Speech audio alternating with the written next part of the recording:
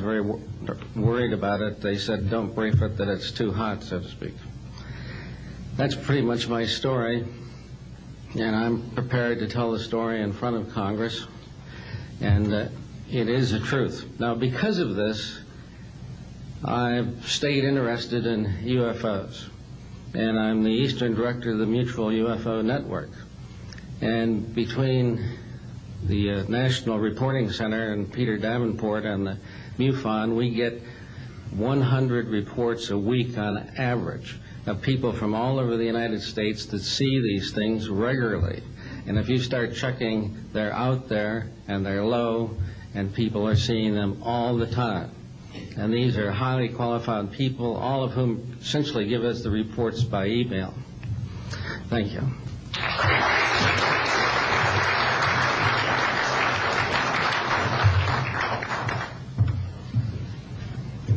Morning, ladies and gentlemen. My name's Clifford Stone. I was Sergeant First Class, United States Army. I had a secret clearance with nuclear assurity.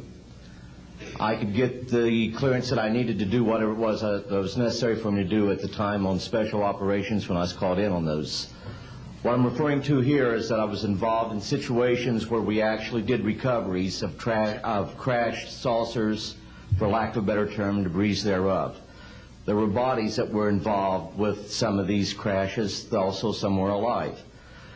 While we were doing all this, we were telling the American public there was nothing to it. We were telling the world there was nothing to it.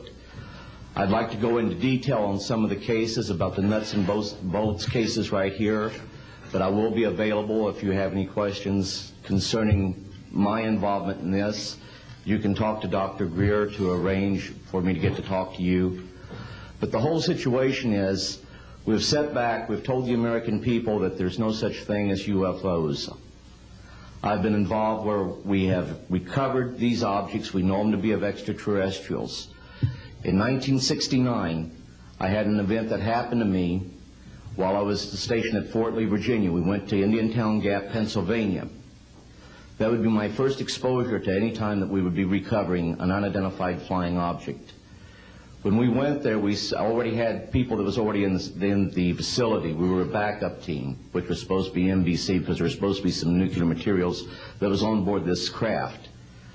Later on, most people involved would have been were to be told that there was nothing on board it. It was nothing more than just a crash of one of our aircraft. I know better, because I was one of the people that approached it with a Geiger counter to get surface readings. I was the first person to go ahead and see that there were bodies on it. That would be the first of approximately 12 events. UFO crashes are not events that take place every day. They're rare. I know we're not alone in the universe. I know that the absence of evidence is not evidence of absence. It's evidence that has been denied to the American people.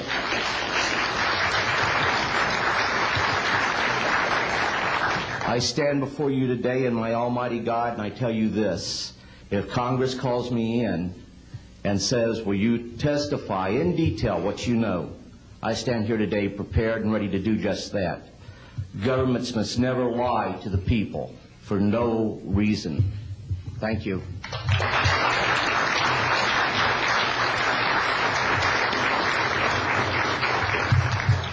Good morning. My name is Mark McCandlish, and for the last 21 years, I have worked as a conceptual artist for a variety of defense contractors. I've been involved in conceptual artwork of the production thereof for Rockwell on the X-30 program, and also on the high-step program, that's spelled HYSTP, means Hypersonic Testbed Program. During the course of my career, I've twice had a secret security clearance. In 1967, while my father was stationed at Westover Air Force Base, the headquarters for 8th Air Force Strategic Air Command, I witnessed and watched through a telescope a UFO which hovered over a nuclear weapons storage facility for approximately 10 minutes and then departed with an acceleration approaching a bullet leaving a rifle barrel. In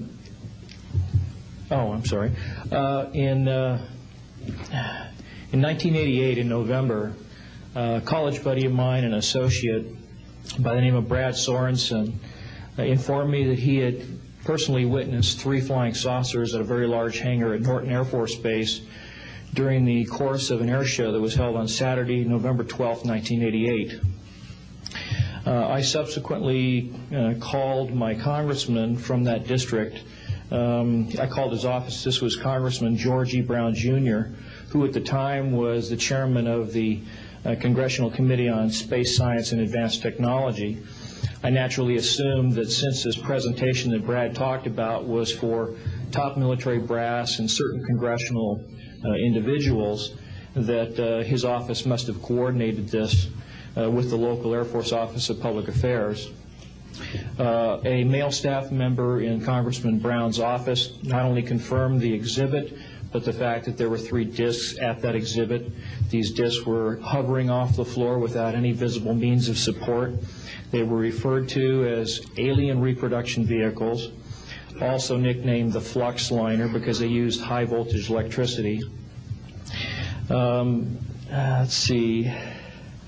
To keep things short, this is a diagram that I made based on a sketch that Brad Sorensen did for me in rough form shortly after he had his sighting, and subsequently cleaned that drawing up and made it much more accurate. And that's the drawing that Dr. Greer is holding there now.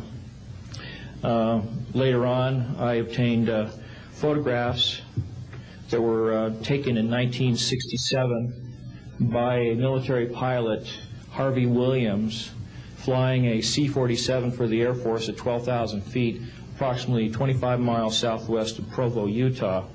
This particular vehicle matches the so-called ARV in all proportions and respects in terms of the detail of the shape of the craft. And this was photographed, as I say, in June or July of June of 1967. I later spoke to a gentleman by the name of Kent Sellen that I met at an air show at Edwards Air Force Base in 1992, the first unveiling publicly of the B-2 bomber. He indicated to me that in 1973, when he was a crew chief working on experimental aircraft at Edwards Air Force Base, that he had unintentionally wandered into an area where there was a classified aircraft, namely the ARV. He described it in detail, and he added other details to the account concerning the configuration and the operation of the vehicle that Brad Sorensen was not aware of. Subsequently, Brad Sorensen met with the famous aeronautical designer Burt Rutan, gave him a copy of this blueprint which you've just been shown.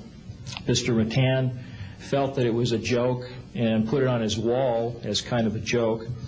And a third party confirmed for me later that a Colonel Ray Walsh from Edwards Air Force Base was visiting Mr. Rutan, saw this blueprint on the wall and registered quite a degree of shock and anger, wanted to know where the hell he got this blueprint, because there was in fact such a craft at that time, approximately 1994, 95, in a hangar at Edwards Air Force Base, North Base Complex at that time.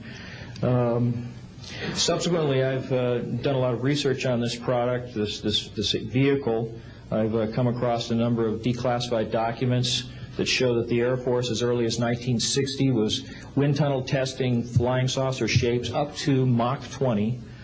And I also have declassified NASA documents that show similar shapes. In fact, this is the document here that more or less details the wind tunnel testing up to Mach 20. This is the NASA document right here that was declassified, and it shows a variety of spherical and lenticular shapes that were flight tested up to, or I should say wind tunnel tested up to Mach 6. I subsequently obtained a copy of an inter-office memo from Hercules Aerospace that describes a particular type of science involving something called zero-point energy and scalar waves. According to Brad Sorensen, this is the basis of the technology for these anti-gravity propulsion systems. This particular document here describes 6 different meetings involving the Defense Intelligence Agency and cooperative efforts with the Russian scientific community in investigating this, what is called the fundamental enabling technology that was originally discovered apparently by Nikola